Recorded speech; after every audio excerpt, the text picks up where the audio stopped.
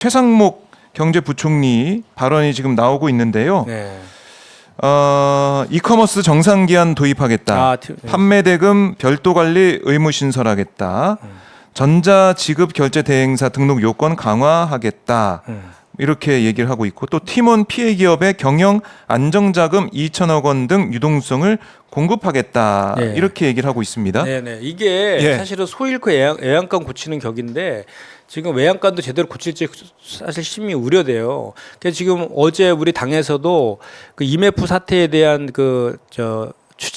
대응단을 만들어 가지고 이제 가동하기 시작했거든요. 정무위원들을 중심으로 해가지고 그 전에 21대 때에도 이거 관련된 문제 제기를 끊임없이 했었고, 그거 관련돼서 그 법안들도 많이 내고 있었거든요. 네. 근데 그것이 전부 다 그 정부의 의지 부족이나 이런 것들 여당의 반대 또는 뭐 제대로 된 논의가 없어서 다 무산됐던 거예요. 다 예견된 내용들이에요. 네. 그러니까 이 TMF 사태를 보면 이제 그 세 가지 측면이 있어요. 그러니까 고객하고 TMF 사이에 이 고객 피해를 최소화하는 요거를 규율하는 법이 전자상거래법이에요. 전자상거래법이고, 그다음에 이제 그 TMF에서 판매사들한테 정산해 주는 거. 요거는 이제 공정위의 관할이거든요. 여기가 관할하는 게 전자금융거래법, 정금법이라 그러죠. 거기예요. 그런데 이게 지금 이커머스라는 전자상거래가 새로운 형태잖아요. 그렇죠. 온라인상에서 일어나는 것들이잖아요. 그래서 그 온풀법, 온라인 플랫폼법을 재정법으로 이제 우리 민주당에서 지금 내가지고 전체를 포괄하는 그런 내용을 이번에 지난번에 냈었는데 안 됐고, 이번에 다시 또 이제 저도 이제 그 발의를 지금 하려고 이제 준비하고 있는데 그 법들을 통과시켰을 때 전체적인 왁구가지 만들어지는 건데 그래서 이 법안 그 법 제도 개선과 관련돼서는 우리가 지난 현안 질의 때 주장했던 요구했던 내용들에 대해서 일부를 지금 발표한 것 같은데 저는 이 사태에 대해서 본질은 거기 있다고 봐요. 어제도 제가 그런 얘기를 했었는데, 이 경영안전자금 지원하고 이런 것들은요 전부 다 판매사들한테 대출해 주는 거예요. 그러니까 경영안정자금이라는 게 그냥 돈을 주는 게 아니라 아니죠. 빚내라.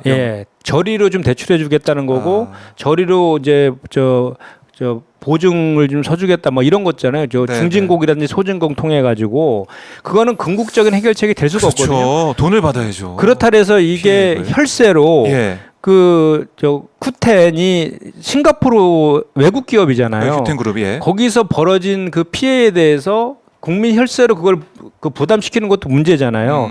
그렇기 때문에 지금 이 정부에서 지금 가장 중점을 두고 해야 될 것은 이런 일이 벌어졌을 때 피해 구제잖아요. 그렇죠. 근데 피해 구제인데 지금 경영안전자금을 통한 피해 구제는 미봉 체계에 불과할 수밖에 없어서 궁극적으로는 그 사라진 1조를 찾아내서 회수시키는, 그리고 이제 그 구영배 쿠텐 대표가 자기 사재를 털어서라도, 그리고 자기의 모든 그 갖고 있는 쿠텐 지분이라든지 이런 거를 출연하거나 또는 매각해가지고 그걸 통해서 이거를 보상하겠다라고 본인이 얘기했잖아요. 그러면 거기에 포커싱을 많이 해야 돼요. 그 숨겨진 재산을 찾아내는 쪽에 많이 포커싱을 해야 된다고. 왜냐하면 이 쿠텐은 이미 쿠텐도 지금 자본 잠식 상태거든요. TMF도 마찬가지고.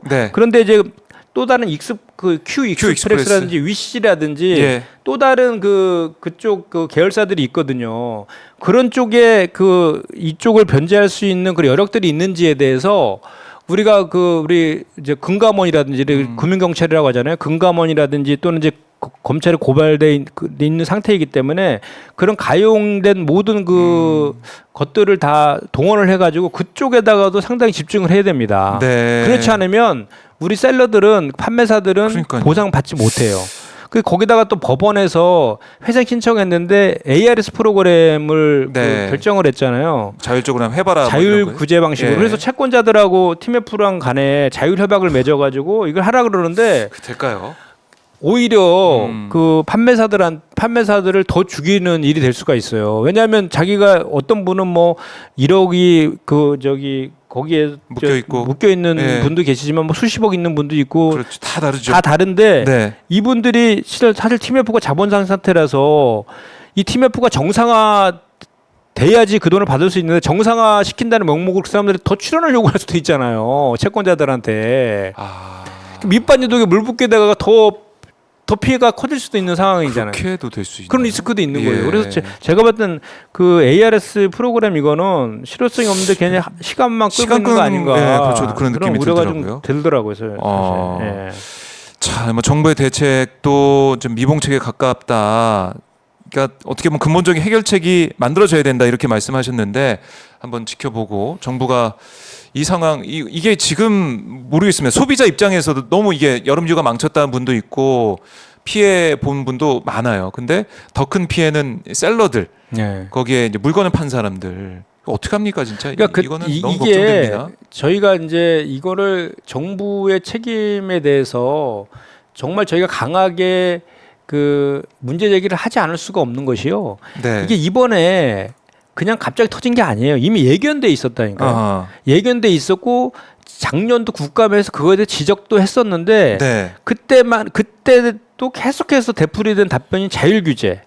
자율 규제로 안 되면은 그 입법을 해서라도 바꾸겠다. 뭐 이렇게 계속 그런 식으로 그 답변을 왔거든요. 네. 근데 실제로 그 TMF 같은 경우는 2020년도, 2022년도에 자본장식 상태였다고요. 자본장 상태여가지고 금융감독원에서 MOU, 네. MOU까지 그 TMF랑 체결을 해가지고 아하. 거기다가 뭐 이렇게 그 별도 계좌로 그 고객 돈이랑 회사 돈이랑 정산 자금하고 회사 돈하고 섞이지 않게 별도로 그렇죠. 놔라. 예. 뭐 이런 지적들을 계속해서 했었거든요, 실제로. 근데 이행을 안 했어요. 그럼 좀 더 강한 뭔가의 조치들을 했어야 되는데 안 네. 하고 자율규제라는 명목하에 그냥 냅뒀다면 방치했단 거죠. 그 책임에서 자유롭지 없다는 거죠. 근데 그랬더니 그 전에 이제 우리 그 민주당에서 계속 주장했던 것이 이게 그 전자상거래와 관련된 그 이커머스와 관련된 곳이 네. 이게 그 전자상거래의 그런 그 기능도 있지만 피지사의 기능도 겸직하고 있기 때문에 그러니까요. 금융의 기능도 같이 있기 때문에 금융은 기본적으로 규제 산업이잖아요. 그 예. 금융 회사에 적용되는 규제 같은 것도 여기에 적용해야 된다라고 수도 없이 얘기했는데도 불구하고 자율 규제라는 이름으로 방치해 놨단 말이죠. 아하. 그래서 이런 일이 터졌잖아요. 예. 2022년도에도 지적을 했고 2023년도 지적을 했는데 터졌는데 터졌어요. 지금 와서 뭐라 그러냐면 감독할 근거 규정이 없어서 그 제대로 감독하지 못했다 이렇게 얘기를 하는 거예요. 만들려고 할 때 안 만들어 놓고 이제 와서 그 규정이 없어서 못했다라는 게 앞뒤가 맞는 얘기냐 이거죠. 오늘 김현정 의원님 말씀 들어보니까 이 사안에 대해서 저희가 더 한 걸음 더 들어가서 볼 수가 있는데 결국 글쎄요. 오늘 말씀 아까 저희가 블랙 먼데이 말씀도 하고 검은 월요일 말씀도 하고 들어보면서 정부의 역할이 중요하고 정부의 대응이 중요한데 과연 정부 윤석열 정권은 뭐 하고 있느냐? 네. 대통령은 휴가 가셨더라고요. 그래서 오늘 또 어떤 사진이 올라올지 모르겠지만 지금 이렇게 신음하고 고통받는 국민들이 이렇게 많은데 좀 여기에 대해서 글쎄요. 지금 이 시기에 휴가한 것도 여러 가지 비판이 나오고 있지만 휴가 가서 이런 위기 상황이 터지고 이러면 과연 또 대통령의 입장에서는 또 국민들 앞에 메시지를 내고 국민들을 위로하고 격려하고 힘내라는 희망을 또 보여주는 모습도 보여야 되는데 그냥 전통시장 가서 하이파이브하고 오징어 해보고 이걸로는 안 될 것 같아요. 이번에 그 티메트 사태를 보면서 이 정부가 정말 이렇게 정말 우리 국민들하고 연관된 것들에 대해서 본인들의 그런 이렇게 그 자리 보전이라고 해요. 네. 자기네 그 기관들의 그런 그 입장을 그러니까 기관들의 이익을 더 챙기기 위해서 기관 간의 그 다툼을 하다가 제대로 된 그 금융감독기구 재편이라든지 네. 법안들이 통과되지 않는 그런 일들이 계속 일어나고 있어요. 이 건 티메트 같은 경우에도 그 전자금융거래법 있잖아요. 그게 정부 입법안이 올라왔었어요. 네. 그래서 거의 합의돼 갖고 통과될 직전이었는데 금감원하고 한국은행 간에 그 기관 다툼하다가 그 법안 통과가 늦어졌어요. 아하.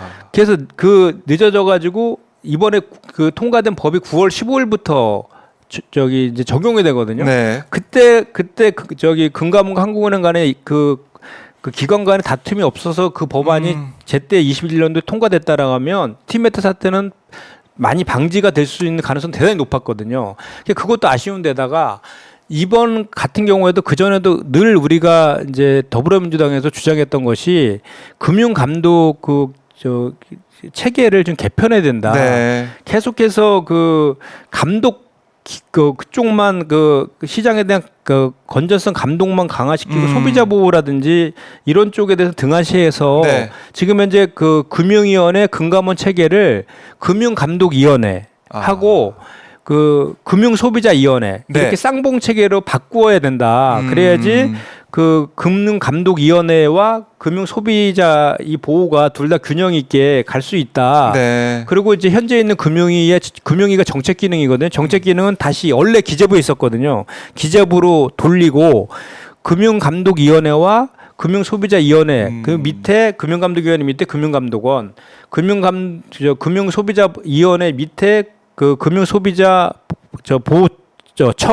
이렇게 쌍봉으로 더해서 이렇게 해야 된다라는 그게 것을 지금 맞는 건데. 예, 제가 그 법안을 지금 네. 이제 내려고 준비하고 있습니다. 그렇게 이것도 사실은 금융이라든지 이런 쪽에 이렇게 금융에서 반대하거든요. 예. 왜냐하면 자기네들이 조직이 조직이 축소되니까 있으니까, 예. 축소되니까 그 기재부로 다시 들어가야 되고 축소되니까 그리고 이제 이런 거예요. 그러니까 이래서 이렇게 그 금융감독 그 체계 자체를 개편하는 것도 이번에 네. 우리가 다시 논의 테이블에 올려가지고 그렇게 바꿔야 할 필요가 있습니다.